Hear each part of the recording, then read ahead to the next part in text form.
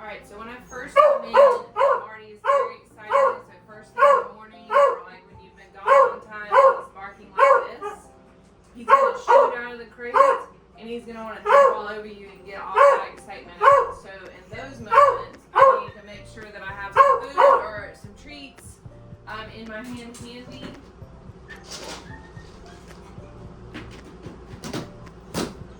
So first thing in the morning, I take his breakfast, I put it in a bowl, and it's readily available on the counter for situations like this.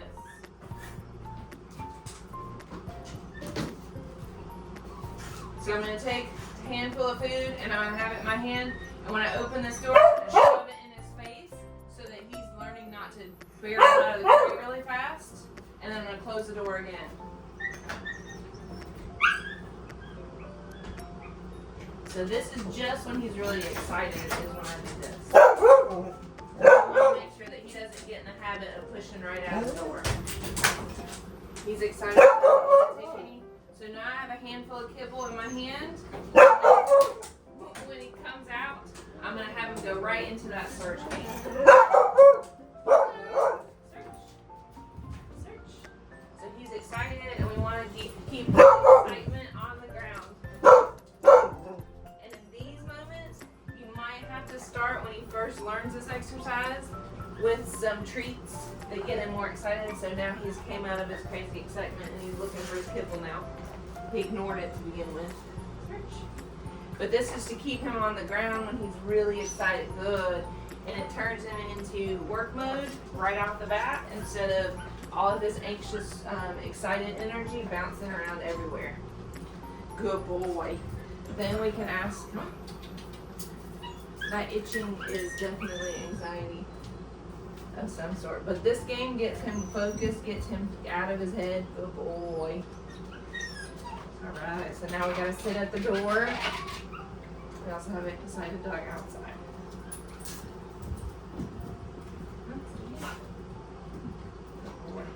Sit. Good boy. Good boy. Now we're gonna let him out. Hold on. So, some of the games that we play with Marty that are going to help with crate manners, being able to just kind of work with him, being able to leave the room and work on some separation, teach him some great places to be. He loves his dog bed already, but now we're going to make more places his dog bed that he can settle. So we want to teach him that he can settle down lots of various places, not just his dog bed, whether we're in the room or out of the room. So that's the purpose of this exercise. So going in and out of the crate, if we were just to grab him, I don't know if he's on camera. He's conked out in the corner. Search. This is going to get him moving. So when he conks out and he just bows out and is like, I don't want to do anything, I'm just going to go lay somewhere. To get him back in the game, we just throw a couple food treats on the floor and tell him to search. And that gets him going, gets his beagle nose going. So if we were to grab him and just put him in the crate, that's when he gets all nervous. He will resist going in, and he'll also be more anxious going in. So I usually give it a few extra minutes when it's time to put Marty in his crate to play with him a little bit. Search. And just get him going into this mode of searching for food. Search. Good. And then the crate is another place that he can go to get food. So he's desensitized going in and out. Search. Good boy. Search. So if it's Marty's idea to walk in the crate, he's less anxious about it. He still doesn't love it, but he's starting to understand. Search. Oh, did it go under the edge? Search. He's starting to learn that the crate is a cool place to go. Good boy. Search.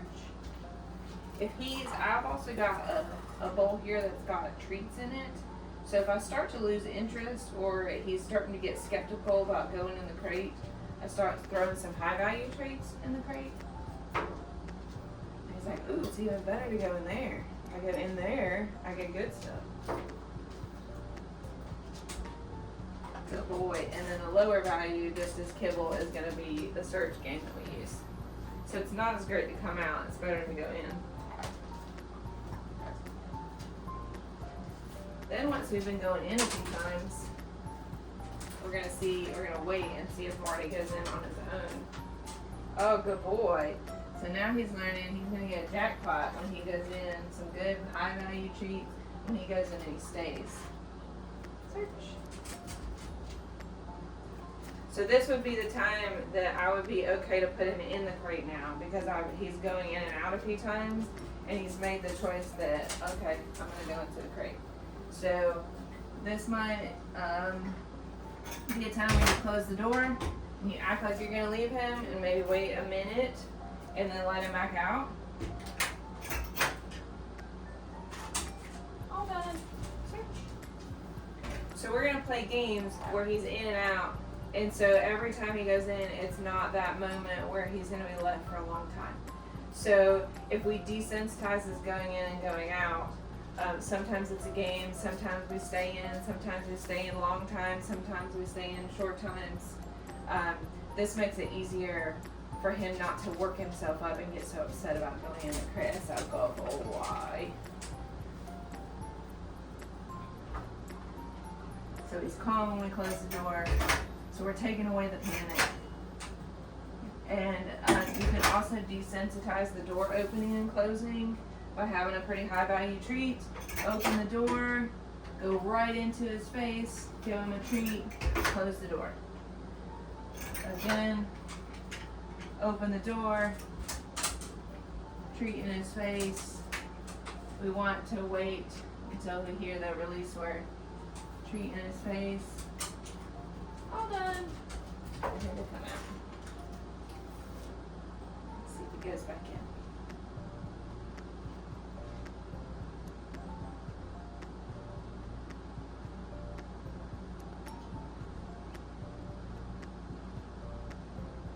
So if I start this game with not telling him and just waiting for him to go in, he'll wait me out a really long time.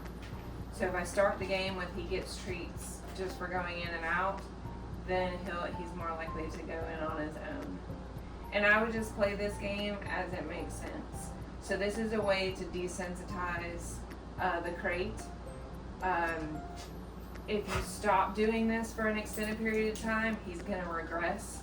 So it's pretty much on you how much effort you want to put in with getting him and keeping him used to the crate. I think it's a good tool to have because we know it keeps him safe. But we also work on him being alone in a room now. So you have options. So if you start leaving him alone in a room and he's good for a while and then he regresses, then you can go back to the crate. And then once he's in the crate a while and he's back used to that, try the room again. That's how we ended up getting another severely separation anxiety, severe dog who was destroying the house, hurting himself. That's how we got him loose in the house, was we had ways to regress if he regressed and progress if he did well. So the crate, the room, the house. If he does bad in any of those bigger situations, go back to something smaller. He's also good loose in the yard. So yard, house, room, crate. Those are kind of options of how to put him somewhere and you go somewhere else. Come back and get him, sit at the door, wait at the crate. Those are keeping those transitions from those spaces when you're leaving and coming back, that it's neutral. It's not super excited when you come back. It's not super panicked when you leave. It's just a lot of practice. And over time, you're just going to have to pay attention to it less and less. And before you know it, you're going to be walking around and he's just going to be where he's at.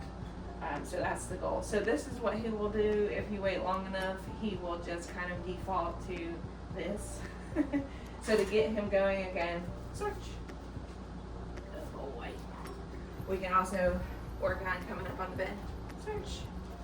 So I usually get him started with the search game and treats are coming so that he gets motivated. And then the treats come after he does it. Hop up. Good. But if he doesn't have that initial motivation, search. He doesn't want to play the game. He'll just turn off. So we got to get him going every time. Hop up. And then once he's in the mode of working, he'll do things for us. All done.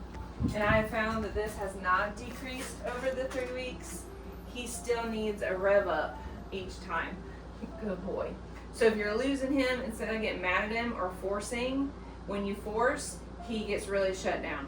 So you gotta pep him up and then ask him for things. Hop up. Good boy. He is happy to work search if there's not a lot of pressure in it. If he has pressure, then he shuts down. Hop up. Yes, good boy. All done. So just the games of search, going in and out of the crate, hopping up on the bed, releasing off. I'm gonna go in the other room. So I'm gonna take a few kibbles with me. I'm gonna leave the room, go in this room, and I'm gonna give him search. Good boy, search. Give him a handful to search while I walk away.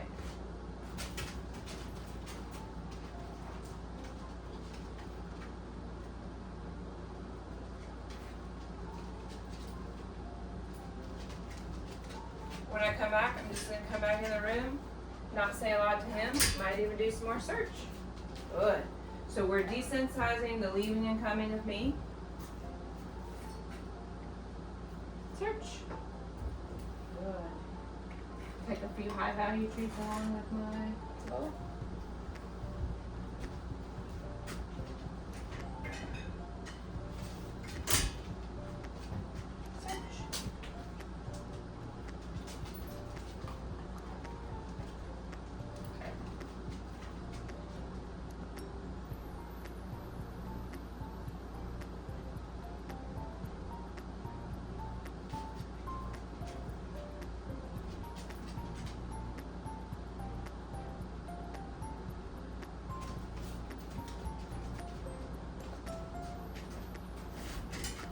So in the beginning, I would keep it short. See how he's very excited? I'm just gonna kind of walk in and kind of ignore that excitement. Search.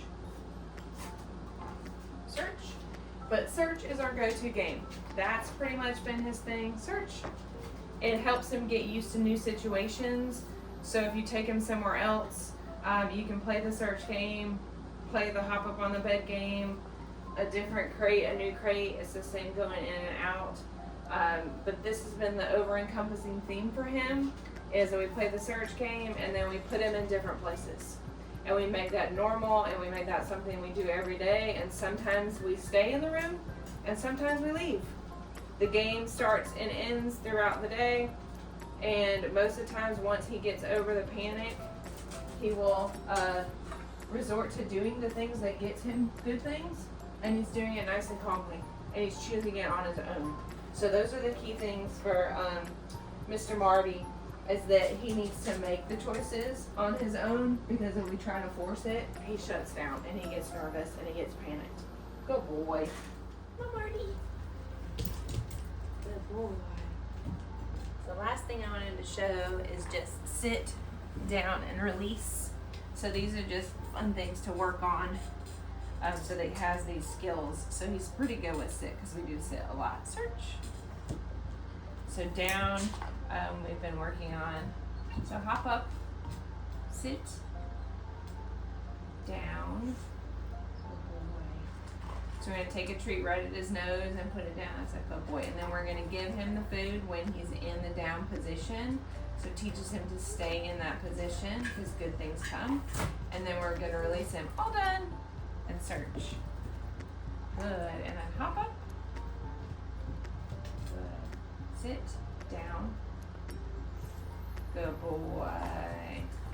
All done. Search. He's like, no, I don't want to get up. Search.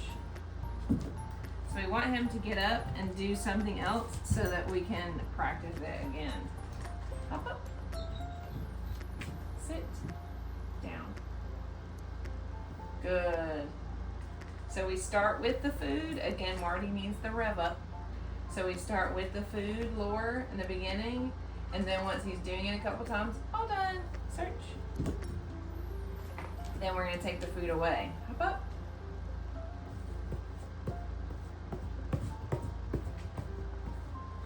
He's trying to do it there. Search. Good. Sit. Down.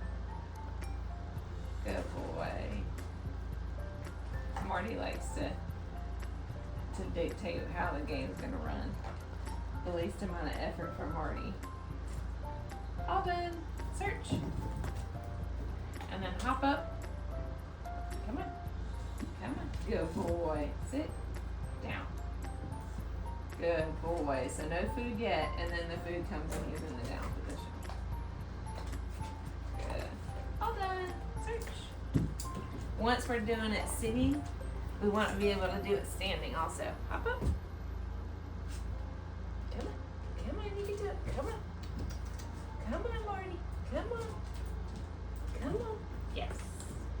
Yes. Sit down. Good boy.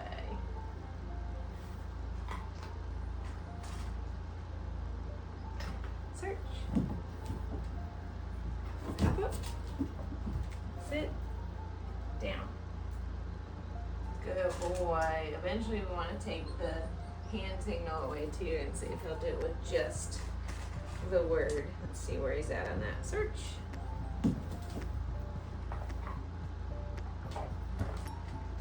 Hop up. Sit down.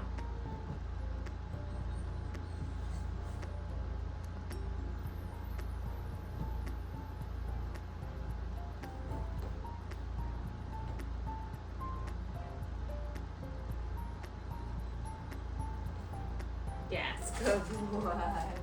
Good boy. Jackpot for that. So when he does harder stuff, he gets bigger rewards. Good boy. And for Marty, sits downs, hop up. Those are good commands for him. All done. That's all he needs. So just enough for some confidence building. He's not a high drive working dog. Search. All done. Good job, buddy.